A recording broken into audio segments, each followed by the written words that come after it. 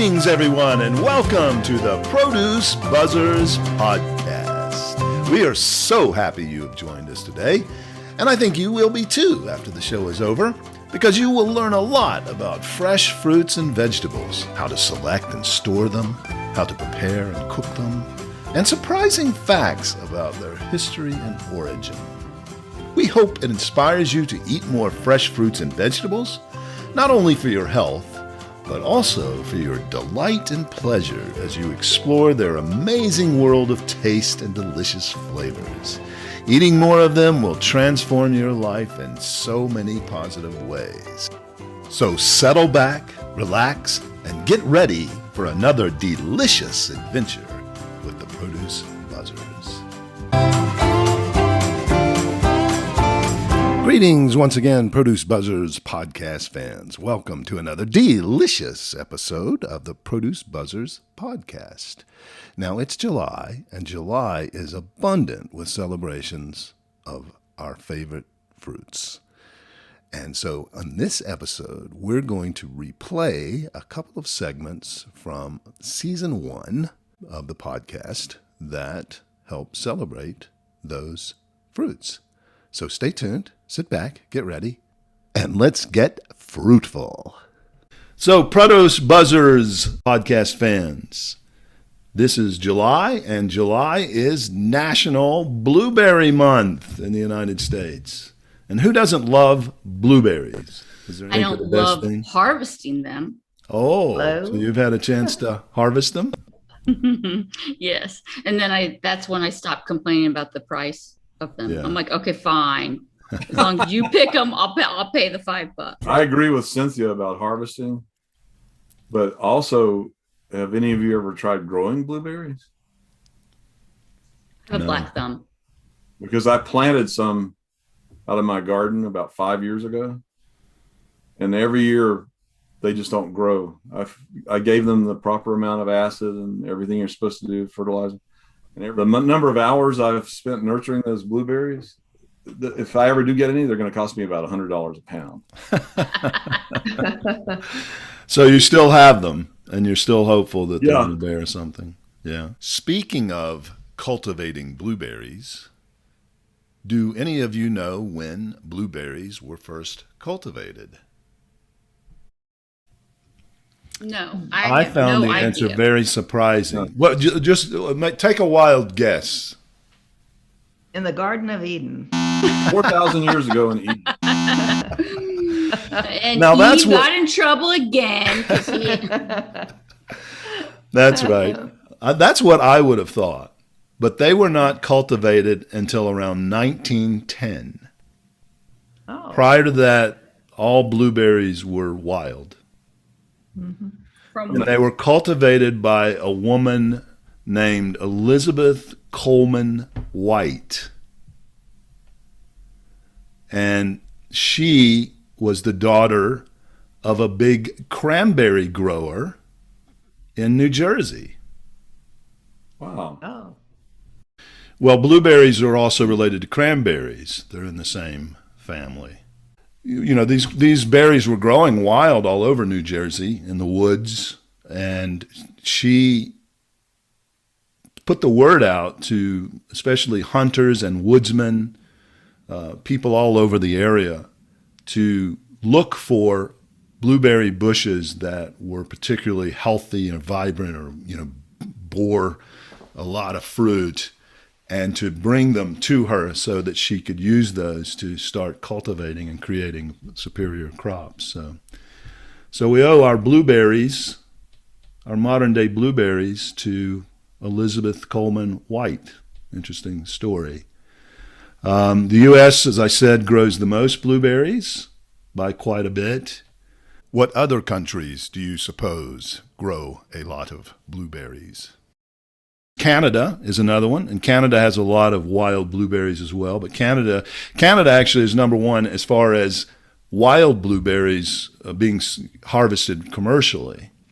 But they also grow a lot of cultivated ones as well. Any guesses as to the number 3 producer country in the world for blueberries? Canada? No, Canada's number 2. Oh, they are? Okay. U.S. is number 1. I don't think you'll ever guess number 3.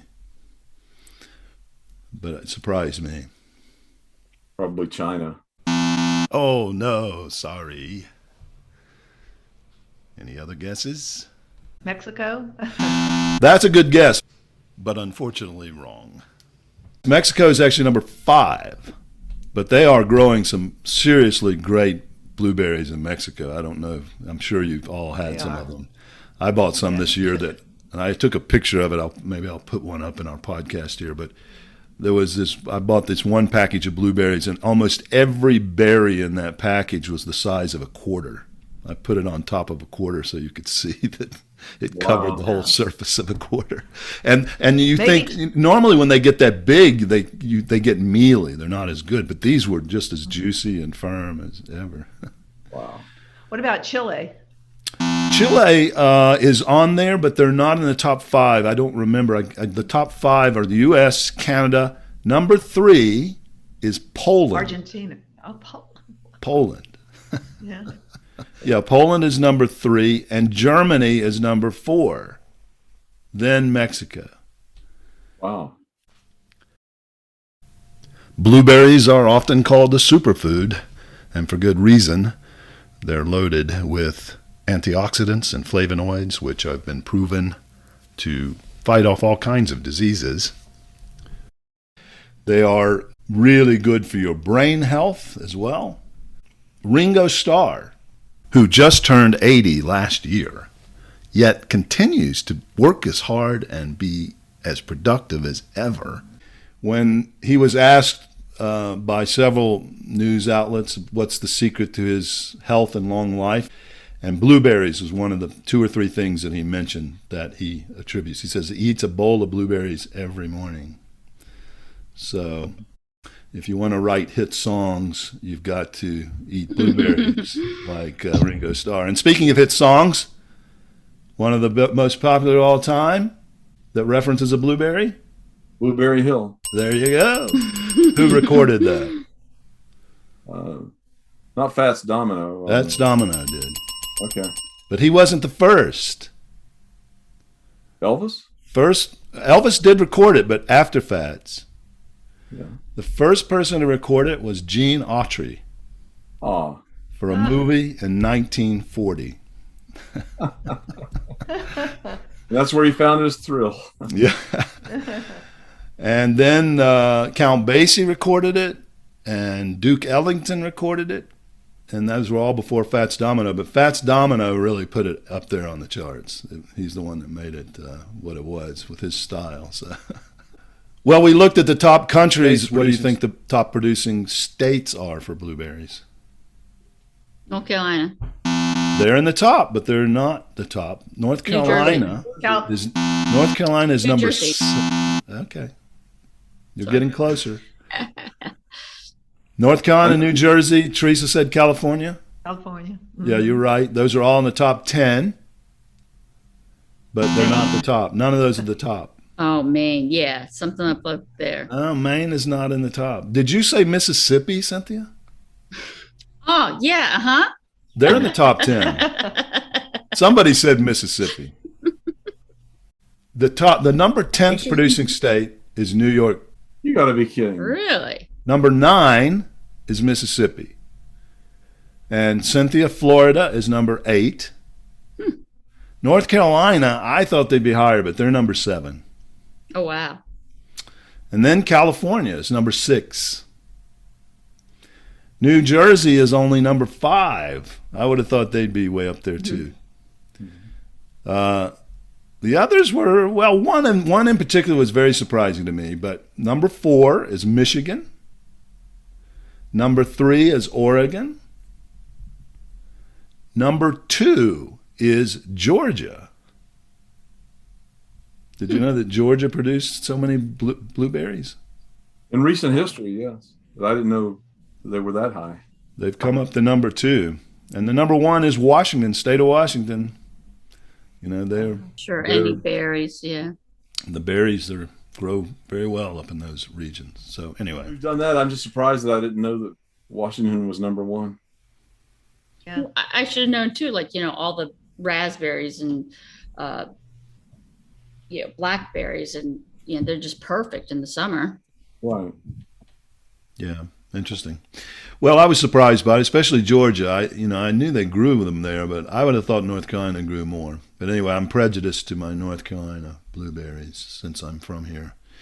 Anyway, so that's great. Thank you all for listening and participating and contributing to the blueberry, because it's National Blueberry Month.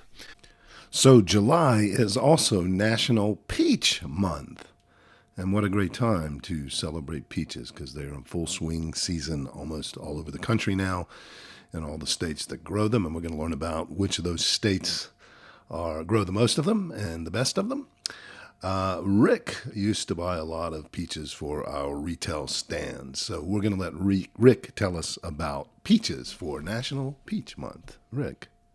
Yeah, I'm glad you mentioned that about the produce stand, because we had roadside markets in the mountains of North Carolina. So we were primarily in the apple business, but we also sold peaches. We had growers that would bring us the peaches in the 1/2 bushel handle baskets, the woven baskets. And they'd bring them to us daily, and they were tree ripened. So you can't really hold them for more than 1 or 2 days, or they start to spoil. So it's pretty tricky, but people really love those South Carolina tree ripened peaches. It's very difficult to get those in the grocery store because of the increased handling that grocery stores have to have. So that was quite a niche. The peach is a deciduous tree native to the region of northwest China between Tarim Basin and the north slopes of the Kunlun Mountains, where it was first domesticated and cultivated. A lot of people wouldn't realize this, but the peach is also classified with the almond. So the seed that's in a peach is very similar to an almond. And It looks like it. If you see Yeah, an it does almond look like that's it. before it's shelled, it looks like a peach pit. So that's right. The peach seeds taste similar to almonds. Now, I don't suggest biting into one to find out, but I suppose if you ground it up into a powder, you could see the difference in the flavor. But isn't there something in a peach seed that you shouldn't eat? Yeah, I think they were high in vitamin B12, which is like Laetril that people used to say could cure cancer. But I don't think anybody commercially eats peach seeds for any. Yeah, but I've read somewhere, and you can correct me if I'm wrong, but they contain trace amounts of cyanide. They do. yeah, that's what the Laetril, Oh, is that what it's? vitamin B does. It carries cyanide into your bloodstream, which in small quantities is good because it kills cancer cells. Interesting. Yeah, if it's not enough to kill you, I don't think. But Well, If it I is can't say enough that to about kill peach you. seeds. Right. I don't know of anyone that eats them, but definitely almonds are not poisonous. right. So if I was going to kill my husband, I could just feed him a bunch of peach seeds. I don't know what happened. We have this on tape, Cynthia. But peaches and nectarines are the same species. Though they're regarded commercially as different fruits, the skin of nectarines lack the fuzz, and the peach skin has the fuzz. But a mutation in a single gene is thought to be the responsible for the difference between the two. So technically, they're really the same. But as you all know, they do taste different. Yeah, they do. Yeah. That's interesting. Somewhere back in my past, I thought a nectarine was kind of a cross between a plum and a peach, but that's not true. No. But as of 2018, China produced 62% of the world's peaches and nectarines. Interesting. And of course, that's where it originated. And there's two basic types of peaches: the clingstone and the freestone. With clingstone peaches, the flesh clings to the stone of the peach, making it difficult to separate. And therefore, it's more suitable for processing, whereas the freestone peach is more suitable for eating because you don't have to cut it away with a knife. And California leads the nation in peach production, not only in the fresh market, but combined with the processing market, California produces way more peaches than any other state. Most of your canned peaches would come from the state of California. It's hard to find any of the stone fruit that is gonna make it home from the grocery store and be really tasty. True. Yeah, all of those have they're breeding them and growing them for shelf life, and so they can transport them across the country. And like Rick was saying, the thing that really made those roadside stands successful for us was the fact that we were getting them delivered every day straight out of the orchards just a few miles away, and they were already at a pretty good ripened stage. So yeah, it's very disappointing oftentimes buying them in the grocery store. Are there any tips? Well, any tips about how to select and get a good peach out of the grocery store for our listeners? You do want to bring them home and leave them at room temperature, because like many fruits, they need to be ripe before you refrigerate them. And if they've been handled properly throughout the chain from the grower to you, if they haven't been too cold, they'll ripen at room temperature. And then after they reach that stage of ripeness, you can put them in the refrigerator, but you don't want to refrigerate peaches, nectarines, until you've ripened them. Would any of you like to guess what the fourth largest peach growing state is? I think I know the first three. California, you've already mentioned. Georgia. South Carolina is number 2, and Georgia's number 3, right? That's right. But anyone want to guess Yes, I do. Michigan? No, New Jersey. Oh yeah, right. I should have known that. Oh wow. Some people think that New Jersey is just one big city, but there's a lot of agriculture in New Jersey, and they have some of the best peaches in the world. Yeah. Sometimes the blueberries and the tomatoes, they have a lot. Yeah, they are often overlooked. There's 3 basic colors of peaches. One is the yellow flesh, which is the most common in the United States, and then white flesh peaches, and they're very popular in China and Asia. They like the white peaches better because they have more of a bland taste. They're sweet, but they're more of a bland, whereas yellow peaches have a little bit of acidity. Just a difference in the preference. But they've got a lot of different vitamins and minerals. They've got almost like a little bit of everything in a peach, but not a lot of one thing. So I was looking at the chart, and it has 2% of almost anything you could think of, even protein, and 2% of your daily allowance. So when you eat a peach, you are getting a variety of nutrients. Well, that's great. Thanks, Rick, for all the information about peaches. It's good to hear they are good for us, got a lot of different nutrients, but we don't need that to motivate us to eat the delicious peaches in the summertime. They are so sweet and juicy right now. Make sure you get plenty of them and celebrate National Peach Month. Well, we hope you've enjoyed this special replay segments from past episodes of the Produce Buzzers podcast, celebrating National Blueberry Month and National Peach Month. July is an abundant month for celebrating all the different fruits and veggies in the vegetable kingdom. Such delicious things. What a wonderful month when so many different fruits and vegetables are coming into season and abundant, and actually the best time of the year for most of them. So thank you again for listening, and we hope to see you again on the next Produce Buzzers podcast. Well, thank you, listeners, for tuning in to the Produce Buzzers podcast, brought to you by Produce Buzz, the gathering place for lovers of fresh fruits and veggies. We hope you were entertained a bit and educated a lot about fresh produce. Be sure to join us next time, and please tell your friends to do so as well. Like, share, and comment on our Produce Buzz Facebook page. And check out our website at www.producebuzz.com. There you will find articles about fresh fruits and veggies, how to select, store, and prepare them, as well as lots of interesting facts about all the wonderful bounty the earth provides for us.